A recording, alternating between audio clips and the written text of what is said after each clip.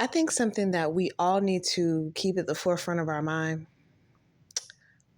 I think that girl is a little questionable, but we know I love her music. Janae Aiko said, "There's no place quite like here. There's no better time than now. You gotta stay ready. There's no place quite like here. There is no better time than now. That's why I stay ready."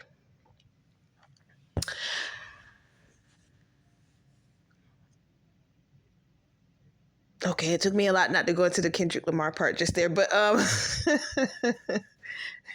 K Dot, please believe me. Anyway, um, all time exists right now. The past, the present, and the future all exist right now. There is no later. I used to have a best friend, and this nigga would say shit like, "That's a future me problem." And I'd be like, well, see, since I'm going to be with future you when we run into this problem again, I feel like me and future you going to want to get in the DeLorean and come back and beat past you's ass. Because why didn't you just do it? It doesn't make any sense. Why put off today what you could do tomorrow kind of bullshit? Like, why? Why? There is no later, okay? And we all know Peter Pan wasn't all the wisest, but he said tomorrow never comes.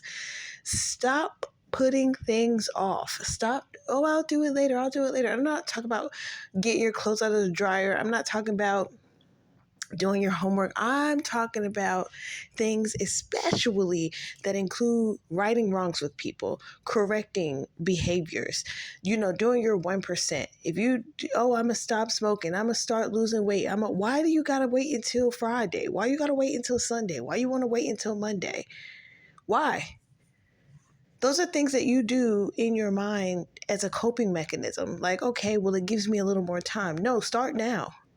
You're sitting on the couch or you watch TV, watching life pass before your eyes. Do it now. Okay? That man did not go to Everest, but he had a great message. Okay? Do it now.